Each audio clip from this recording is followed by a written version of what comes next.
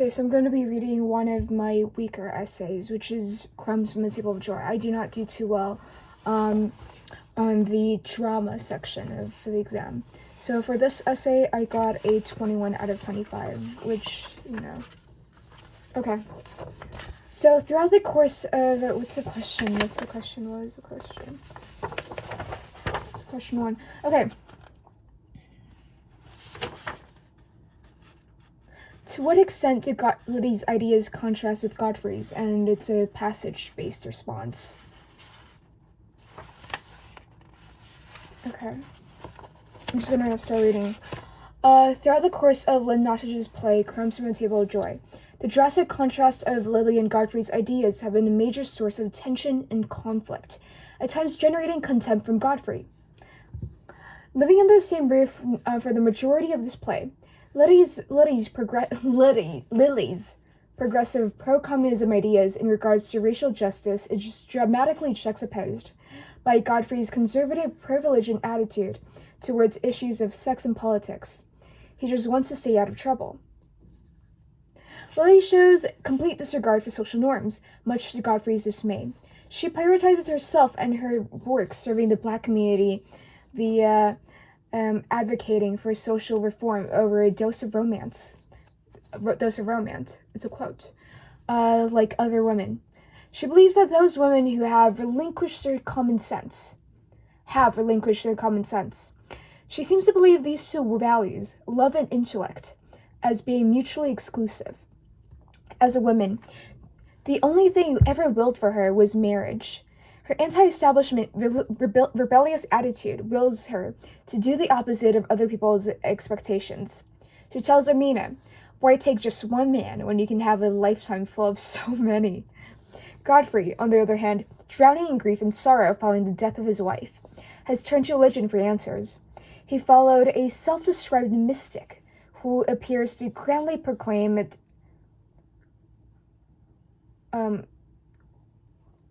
Who grandly proclaims to be God. As a way to escape and provide answers he's scared to seek for himself.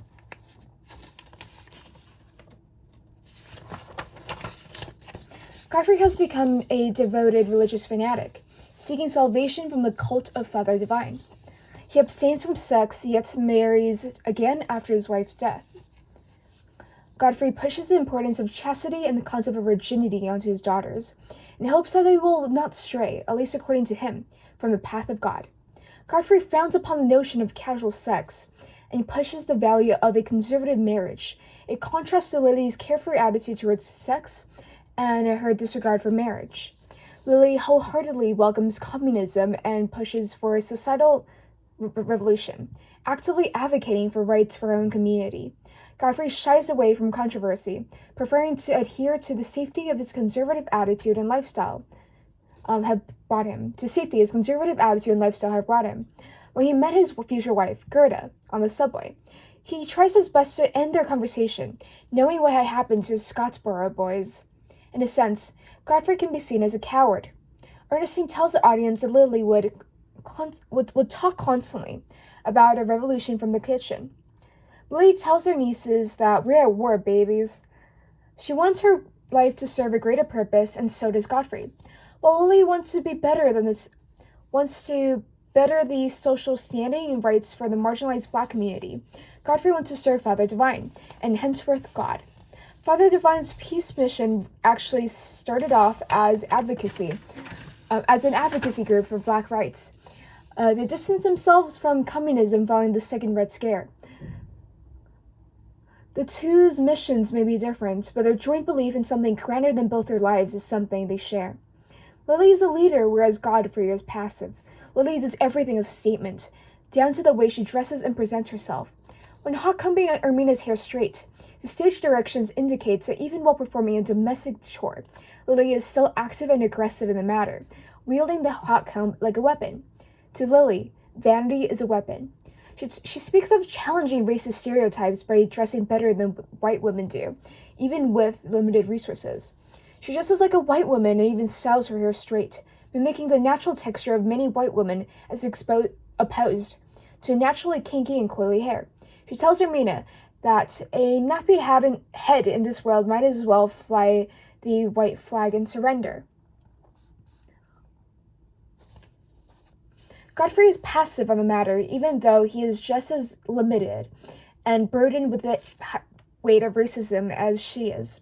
She tries to actively outperform white women to make sure she couldn't look better than Ermina or herself. While Lily is rebellious and active, Godfrey is conservative and passive. She is bold and uses her voice to champion for the rights of the Black community, whereas he, equally as affected and chained down by the shackles of racism, remains a passive force in the movement. They serve to be each other's foil, and tension is generated whenever their opposing ideas are introduced again and again throughout the play.